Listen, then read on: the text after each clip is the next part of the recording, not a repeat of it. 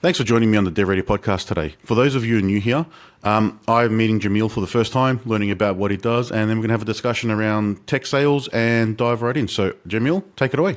Thanks you for the introduction. My name is Jameel Rehman. I'm the founder of Tech Sales Academy. I'm a former 2x top 1% AE at Cisco and Telstra Enterprise. In 2023, I was Cisco's #1 mid-market AE worldwide. And basically, I've made the hop from being an AE to coaching and development because I think there's a gigantic gap in the quality of tech sales education. And essentially, there is no standard for what we do in the tech sales industry, in the segment. There's just nothing, right? So building that, I mean, if every tech organization in the world wants to make billions of dollars selling to people, but they're not investing in the right skills and development into people to actually sell that stuff, then obviously there's a huge market for that because tech is all encompassing and really all technology are tools to solve people problems, but nobody's solving the problems of the people in tech. And that's really what I'm about, right? Is coaching and development for AEs. Might get into some sales teams at some point, but really focusing on that personalized experience. So before we dive in, what's an AE? An AE is an account executive. So they're usually the primary salesperson or lead an account sales team in a tech organization. So usually you'd be dealing with me as an account executive. I would be the face of your brand. I would be the face of Cisco, the face of Telstra, and I would be your primary relationship holder inside the organization. And then it's my responsibility to own the relationship, making sure you're having a great experience dealing with the company, and then leveraging the resources in the ecosystem I've got around me to help solve your problems, sell your solutions, etc. Okay. So how does one become the top 1%, such as yourself, in those roles? Well, it's a mix of things. I've been asked this a lot. To become a top performing AE, there's a lot of intrinsic skills I think you need. You need to be a competitor. You need to have the drive to succeed. That's one of the things that I've got that I probably don't talk much about, is that I want to win. I want to be the best at what I do, and how you do anything is how you do everything. So there's definitely an internal drive to get better at this. I think also being organized is a big aspect of that. Having a lot of structure in the way you do things, because a lot of people, a lot of AEs, a lot of salespeople, they're jumping around from task to task, problem to problem, opportunity to opportunity.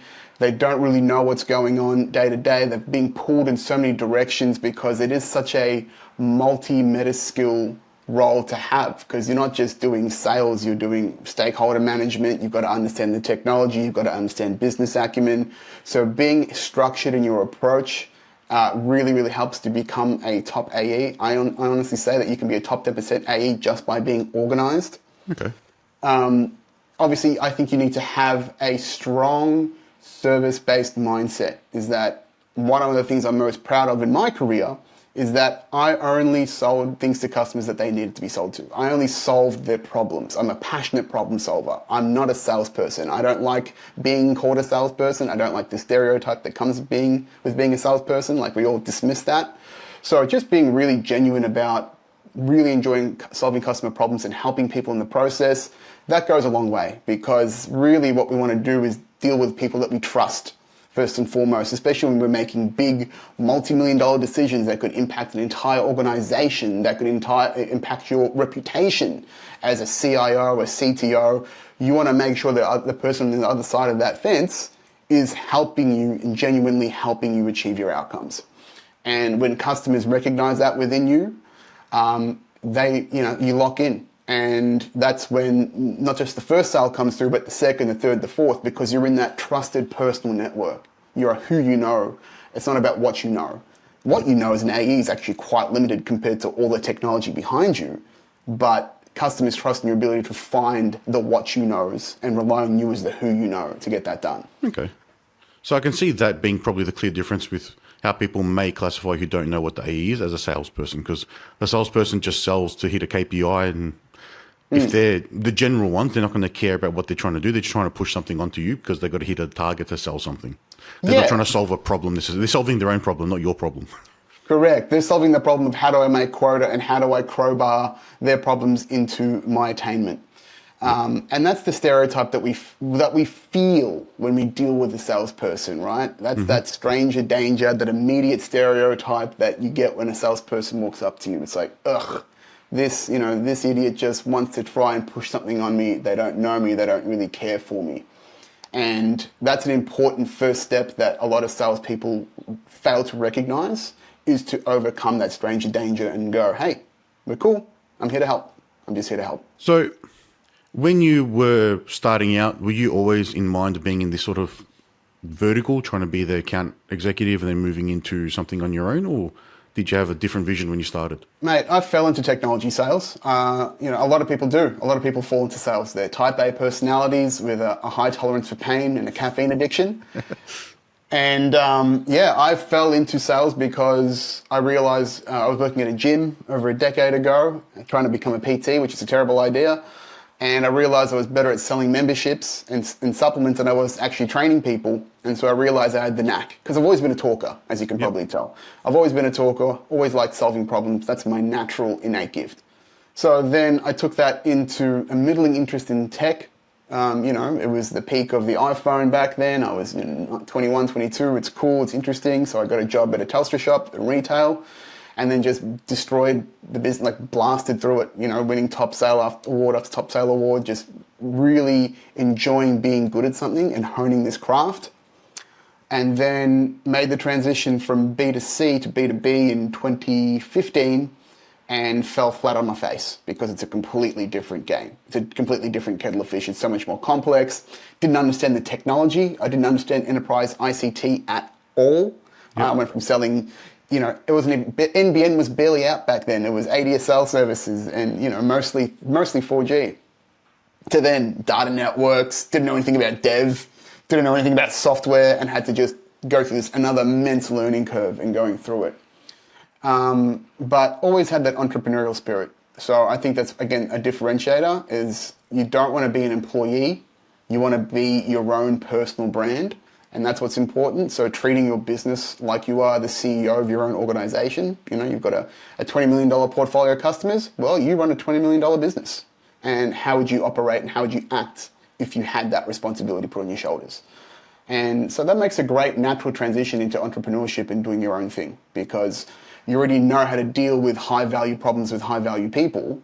Instead of just selling somebody else's solution, you're selling your own. And that's the natural transition. I'm sure you probably would have had the same experience yourself building a business. Oh, well, we were straight out of uni. So, oh, really? Yeah, no corporate experience. In my final year of uni, I started the business with my business partner. I was a third founder. He left after 6 months, but we've been doing it ever since. So my only experience is a summer internship programming and then working at Coles for 8 years. Coles for 8 years, yeah. So I'm a good fruiterer. Yeah. Yeah, well, I'm actually, that was my first job as well, as a Coles. I was a good, they called me a dairy fairy. Well, they called everyone a dairy fairy back then. But in the freezers, stacking milk. Oh, that smell of off milk, brutal, mate. Still stings the nostrils now. Yeah, I still get celery from when I was cutting the celery stalks. Like as soon as I smell celery, it's just off-putting. Oh, yeah, mate. So having that sort of entrepreneurial spirit and thinking, all right, it's a unique spin saying, all right, if you've got these clients and you're working, trying to sell them, pretending that it's your organization and how you sort of approach it, what made you take the leap to start Techstars? With Tech Sales Academy, it was just seeing this huge gap in the market for years and no one really addressing it properly. So when I joined Telstra Enterprises and I had to take a non-sales role to begin with. I was an account support role when I made the transition because I just didn't have the relevant qualification and skills. I got no training in that role at all. Zero product training, zero knowledge, process training, nothing. I was like, what the hell is this about? Like, I'm just expected to know this stuff. There's a lot of assumed knowledge. That's what you expect to get when you walk into some place, especially like you hear Telstra, you think they got their shit together. Yeah, they don't. So then I had to figure it all out, learning myself. Went through the fire hose of figuring out a sales process, all the technology, how all this pieces together. Then when I became an actual account executive and got my first B2B sales role properly, I thought, would there be more training? No, absolutely not. And I, again, just was obsessive about my process, and then got to, within 4 years of being an account executive, I was actually coaching other enterprise BDMs in sales process and, absolutely crushed my number. I haven't missed quota in my entire career. My average is about 152%. So I know what I'm doing. And sort of people ask, and what am I doing?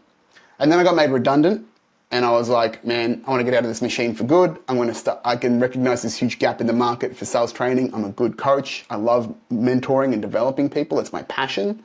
Let me start this idea. Started it up whilst I was reeling from being made redundant as a top 1% performer at Telstra.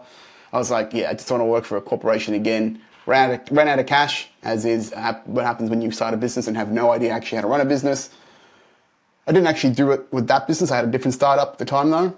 Went to Cisco as a salesperson, as a mid-market account executive. And then they had training, but it wasn't that great. It was all product. It wasn't much about solutions, sales process, etc. And then I'm looking around, I'm like, this is a $58 billion US tech company that doesn't teach their people the right things to teach. And so I was like, I got curious again. And I was like, so how big is this problem that we've got? And in my first and really only full year at Cisco, I was the #1 mid-market AE worldwide, and I won 3 global top sales prizes. And I got to go to Europe, and I got to go to Asia and the US. And actually, in these junkets, I did a bit of my own research about what they're teaching people. And then I would just do my research about asking colleagues and friends, like, what did you learn to get good at sales? And I'm like, nothing, mate. I just sort of figured it out and put it together myself. And I realized, oh shit, there is no fundamental education for what we're doing here. Like, everyone is just making it up as they go along. No one set a standard. There's no frameworks. The closest thing we've got is MedPick, because, they got social proof that a bunch of companies were doing it, but that's just some random people's intellectual property, right? So then I'm like, I've got a genuine opportunity. There's a genuine gap in the market here that I could potentially fill. And I actually pitched the VP of sales, of global virtual sales in Amsterdam while I was there. He was my VP in the part of my business. Yep. And I pitched him the idea for the academy, and he's like, this is interesting. We should have a conversation about this. And I'm like, bang, that's enough. If I've got a guy that runs a, 9-figure, almost 10-figure business saying this is a really cool idea, I got enough to put that on a smaller scale. Yep. And that's what I did. I went all in. And then less than 12 months later, I took the dive, which was last year, into try and making this thing and starting to build the business from there. Do you have Cisco on the books as a client? You're rolling out work with them, or you haven't gone to that enterprise level yet? No, here's the thing: is that I don't really focus. I don't want to get enterprise clients. I'm really focused on individual development because I don't want to teach people that don't want to be taught.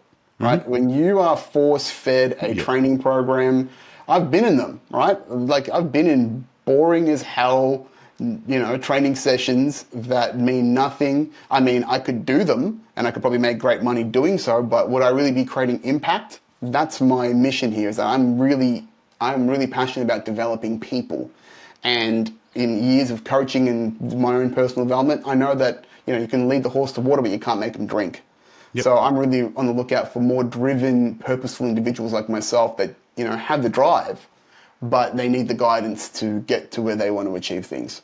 So I will probably do something more. I've got plenty of Cisco students, right? Cisco employees that are students going from Splunk, a lot of big vendors, but I'm not interested in that big corporate market. I just don't think it's appealing. Maybe I'll do something more localized in Australia because I think, again, the training and development market in Australia is severely underdeveloped. There's plenty of MSPs and IT providers out there that could definitely use some sales skills improvements because, again, it's the Wild West out there. If you're hiring a BDM or an AE and you're just a small business, an SMB IT provider, you are really hoping and praying on the skills that person brings into the business that you hire for. And that's a big question mark. So I think there's a big gap in, again, creating that standard across the business, using my systems and processes to go, here's what everyone should know. This is how we go to market. This is what you should, this is the complete process and framework you should be following for success. And I think that's a good sweet spot for me. Making an impact is not going to happen at that large level. Like you said, if you're forced to sit into something, you can have 80% of people not paying attention because they think they either know better than you or who is this guy? Why is he talking to us? The other people will listen, but then they're just going to get lost in the wash with everyone doing what they do. And then that the smaller target that you mentioned, the small SMB or even like startups trying to do something, generally they're like domain experts, never done sales or account executive management in their life. So they're starting something and they don't know how to sell or how to approach people to then take on their product or solution or service or whatever it may be. Just touching on what you did there. So when you mentioned you first started working at the gym, you're trying to be a PT, that's probably that common thread going through of you trying to develop people, I'm guessing, that you've had across the way. Yeah, 100%. Yeah, one of the things I recognize on a bit of personal reflection is why I think I'm really into coaching and development is that I wish I had more of that when I was younger.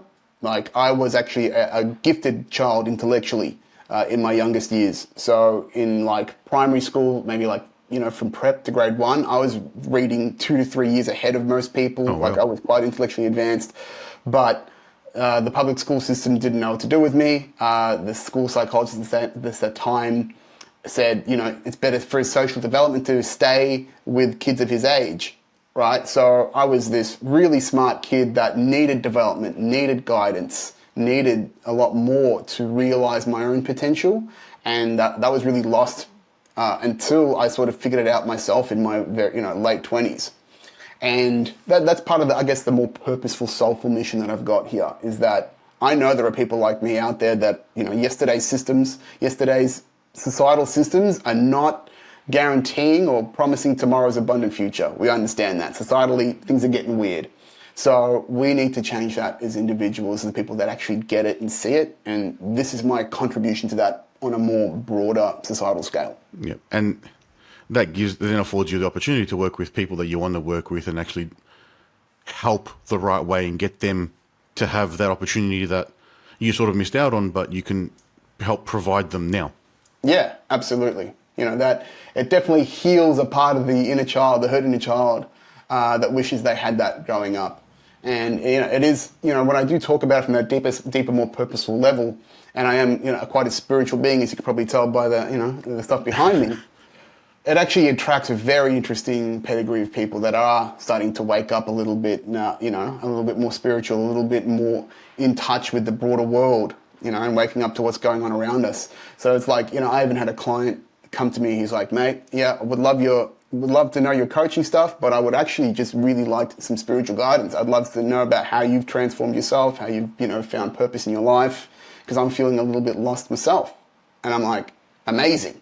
What an interesting hybrid to have, right, in what I'm uniquely doing and having that unique thing actually come to me. It's like, that's one of the gems that I've had from starting a business and going through the hell of, starting your own thing is having these unique little glimpses of what I can really offer my best services to. And that's really, really cool. Yeah, so then you can actually deliver it with your beliefs along with it, not just something that you're good at.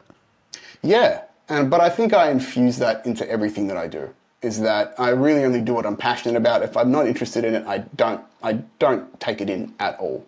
And I think that's why I'm pretty convincing sometimes, is I just love teaching and I love helping people and I love explaining the problem being solved. And I like just to solve problems. Really, that's it. That's me as a 7-year-old kid in primary school, just putting my hand up, answering every question all the time. It's just that, right? It really just, revert to that healthy, emboldened inner child that just wants to do fun stuff and have fun in the process. And I share a similar philosophy, which is the problem solving and just trying to help, but it's all around software. So how do I deliver the software or a tool to help someone get what they want to get or achieve what they want to achieve?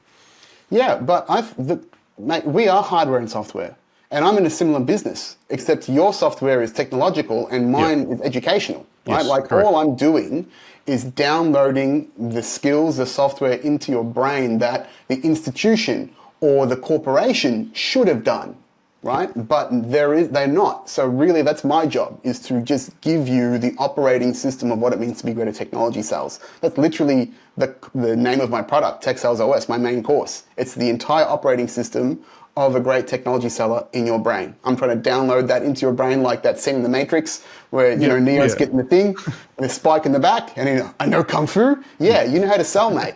Now go out there and do it. So with the sort of clients you've been working with, if they're not in the corporate space, so the individuals, say, coming out of Cisco that you've had, if they're more the SMEs or SMBs, or you're looking at like founders and startups, do you see a common thing where they have no experience in this area at all, and then you're trying to teach them from the ground up? Or are you more working with the salespeople that come in and how to level them up to do tech sales? Yeah, so I say that I take people from 1 to 2. 0 to 1 is from no tech sales experience or entering into the tech sales space. So usually you're an SDR, so you're picking up the phones, doing cold calls and lead generating. That's usually the entry point into technology sales. Sorry, excuse me. Where I do my best work are the salespeople, the account executives, the people that are wanting to get into the AE role, because that is the main role that you want as a salesperson in tech. So yeah, I'm really focused on the salesperson. I have considered, because I did do a bunch of lecturing for a big Australian VC fund, where I was doing sales lectures for technical founders. And I have thought about that as a niche, potentially, of coaching and development for technical founders to teach them the sales skills, because realistically you need a non-technical founder to be, to get out of to be out in the world and be okay speaking to customers, as opposed to you wanting to be in the basement or being, coding. That's what you usually want to do best. Is you're better with tech than you are with people. That's totally fine. So yeah, I think those are my areas. The account executives, potentially looking at founders that want that human edge, because they just don't have it within themselves, but they've got something that they believe in. Okay, so what's the biggest probably difference between normal sales and then the tech sales that someone needs to sort of understand? Here's the thing. I don't think it's that much different. There's a couple of variations on it, but if you're under the context of B2B sales, okay, because sales is generally considered B2C, which is business to consumer. That's a different kettle of fish. If you're talking about business to business sales, really, there's not much of a difference. Really, all you need is domain knowledge in your technology and your solutions and how they solve the customer's problem. Everything else is largely the same, right? Understanding your ICP, your ideal customer persona, the people that you're trying to teach, you're trying to solve problems for, your UVP, your unique value proposition, what makes you uniquely valuable in market to solve their problems, lead generation, qualifying, closing, it's pretty much all the same. So you could honestly take out the tech out of my academy and say just call it Sales Academy, because I really focus on the meta skills, the human skills, communication, presentation, emotional intelligence, a little bit of business acumen. So really, when people come to me, they're bringing in a knowledge of confidence, something that they are confident about their solution and know how to talk about it. But they need to know how to just have structure in their process, get a little bit more confidence in what they're doing, and actually just follow a process, because there's so much at risk for them personally and professionally to get this right. So I think when it comes to the skill part, it really is just knowledge and then a process. It really is that simple, I think. Okay. It's having the process to provide consistency. So having assets that are always the same, so you can save time in presentations, and knowing how to just talk to them without having to read the slides verbatim is probably going to make the conversation just flow so much easier. Understanding what the person's talking about, what are their hang-ups? Like, are they talking about price or time or cost of change? Like, there are different ways that you will then approach, I'm assuming, on how you're then going to turn your presentation to hit their pain points, so you're talking to them, not to a different persona. Yeah, exactly right. It's solving the problem for the person in front of you. And then, an advanced level of that would be stakeholder management or multi-level engagements, and then just being able to speak their language and sort of correlate how everything comes together in the solution. And that's really all you're doing in sales. Like, if you were to really crush it down, it's like you're explaining how is this valuable to me in solving my problems to customers all day. That's your job, right? And just ideally, if you're really good at it, you're delivering on that promise, and they want to buy from you again because they're like, finally, someone I can trust to actually solve my problems for me. And you do it again and again and again. Yeah.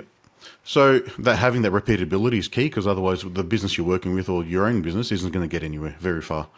Do you see, I was going to say, sort of in the B2B space, that people are often selling to someone who then has to sell it internally? Or do you have a way in your course to try and get to the right person when you need to? You're always going to be selling it. You're always ideally selling it to the person that wants to buy it. So there's two important people in every opportunity. There's the technical stakeholder and the financial stakeholder. Technical stakeholder, usually an ICT, IT manager, CIO, CTO. They are, ticking the box technically to say that this is the right solution for them. And then you've got the financial stakeholder who's opening the wallet to make sure that they can afford this solution and procure it. So generally, you are positioned or are aiming for position with that person. Very often, if you're doing a larger solution, you will have to go and defer to a CFO, a finance controller, even the board. And the general principle is the further you are away from the primary financial stakeholder, the more risk in your opportunity. So there's always going to be multivariate ways of dealing with this. Usually you are engaged with the primary stakeholders, or you are creating some sort of champion in the business. Like they might have to sell it internally as well, and how do you facilitate that internal championing? But yeah, usually what I teach is positioning and finding the highest leverage people in the organization towards the outcome is your primary concern as a salesperson, because those are the people you want to influence and mitigate all the people in between, because their opinions don't necessarily matter that much. Yeah, and it's from experience that you need to find those right people. Otherwise, there's just more barriers, more gateways that you have to go through. And then that's where you do see 6 to 12 month buying cycles sometimes, just because there's so many people involved.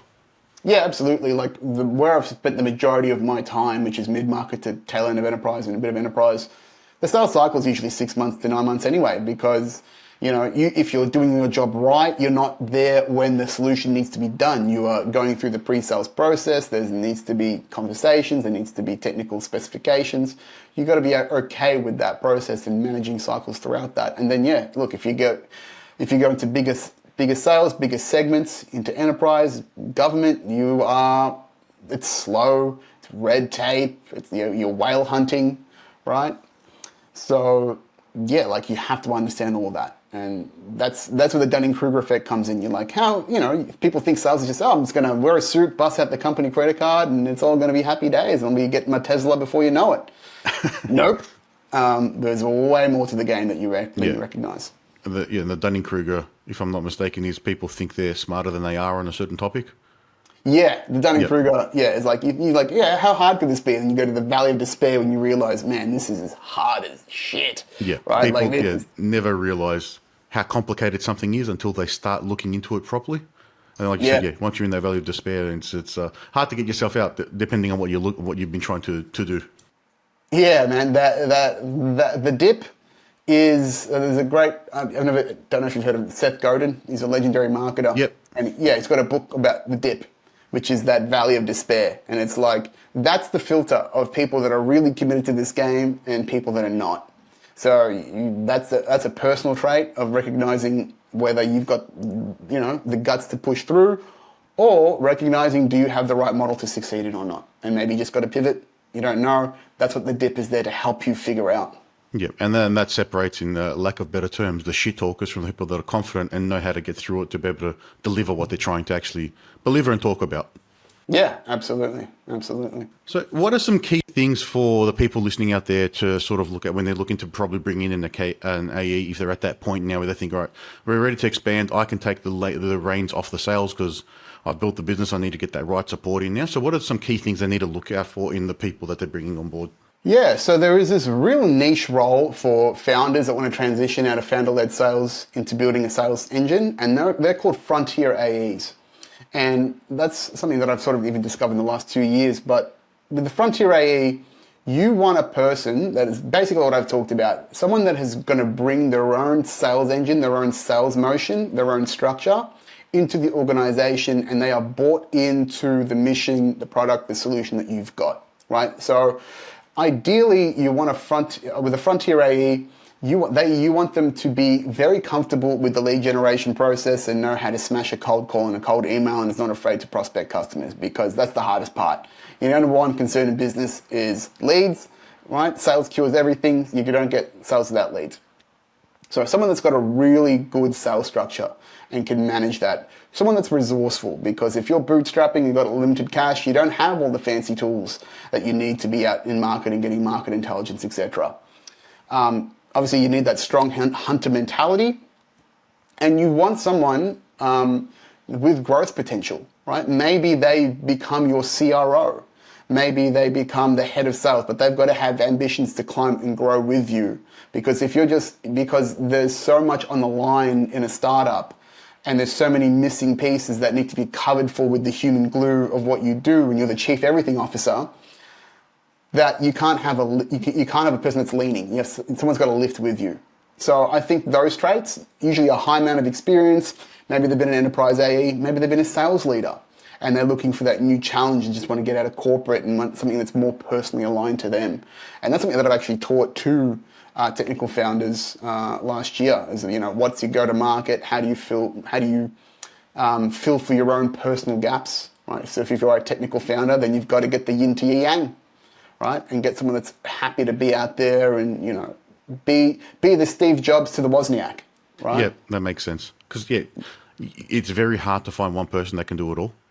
Yeah. The unicorns, they call them unicorns for a reason. Sometimes they're not real. But having a technical founder that can actually talk to people, if they've come from a development background, that's going to be very, very short pile you're pulling from. Oh yeah, huge. Even in sales, mate. Like I was called a unicorn once, which was nice, because one of the things that a lot of AE struggle that were in my position, I have no technological background, no formal qualifications in tech. So it's always eating at the back of my head, am I technical enough? Yep. But then it got to a point where I was just like, no, I'm determined to be technical enough and feel comfortable. Where I was, I can speak to a CTO, a CIO, and be comfortable with the level of knowledge that I know, and then I know when to palm it off. And I say, this is past my pay grade. But that firm definition of your knowledge and being okay with passing it on to the right people to get to the truth is an extremely important trait in sales. So you're not bullshitting your customer. And it's a great way to facilitate your own confidence in sales as well. I was creating my own, I wasn't designing the network from IPing, but I could give you a high-level diagram of a network that I was going to build you and the interconnects and whatnot. Yep. So it's not that hard to do that. And even realistically, this is one of the things I'm sort of trending towards now, is it's getting easier to build and harder to sell, right? AI is developing things at a rapid pace that you can create prototypes easily, but if you don't have distribution, if you don't have an audience and attention to send people to that product, you're dead in the water. So, if you are a technical founder, it's an absolute must nowadays to be successful, to have that human element and be okay talking passionately about what you do and why. Yeah, and completely agree with that. As the technical founder in the business compared to my business partner, you rarely have technical conversations at the level of a developer. CTOs, if you're talking at larger businesses, they haven't been on the tools for a long time. They're not talking very technical, or they'll throw in, I was a programmer 25 years ago and this is what we used to do. No one talks technical unless you're talking to the implementation 100%. team. So don't dive in. If you know your limits, like you said, hand it off, know when to talk and when not to talk is probably the key simplification of your message there. Yeah, exactly right. And something I teach as well is exactly what you said, is that tech leaders, CIOs, CTOs don't want to talk tech. They are business value translators, right? They are trying to figure out how to hit strategic KPIs with the tools available to them. And that's usually about efficiencies and process as opposed to the bits and bobs. They've got their lead engineers, their lead architects for that. I say to my AEs, every engagement should be a multi-level engagement. I'm talking business and strategy with the executive, and then my SE, my engineer, is talking the nuts and bolts with their engineers. And then if you've got alignment at both levels, you're off to the races. And you have to be comfortable with that. But again, a lot of AEs are not, because they feel like they're being undermined, or they don't feel like they're enough, because they should be talking, in air quotes, technical to the CTO to try and prove that they are worthy, or they're on the level. But that's not the level they want, actually. No, and it takes you a while to probably learn that. So I know when I need to throw out the terms and prove that we know how to talk the talk and do the walk, but most of the time I'm not talking technically at all. It's, again, business, alignment, process is the value there. And that's it. Yeah, exactly right, 100%. So if anyone wants to reach out, Jameel, and learn more about the Tech Sales Academy, how can they do that? Primary website, so I've got a free community, school.com/Tech Sales Academy. So that's where I've got a free community. I've actually got I've got a free course in there if you're trying to get your start in technology sales. I teach you everything you need to get into your first six-figure roles in AE. And then I've got a couple of courses in there, which is, Tech Sales OS and whatnot. Follow me on LinkedIn, Jameel Rehman, Jameel Rehman, Rehman.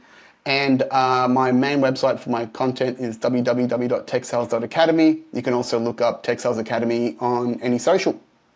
Awesome. And we'll put all those notes in the show notes for everyone to hopefully reach out and just get ahead with their business and bring some AEs with some real actual knowledge and power to come into their business. Absolutely, mate. Absolutely. Thanks, Jameel. It's been a pleasure chatting to you, and thanks for your time today. Thanks, Anthony. Appreciate it, man. Thank you.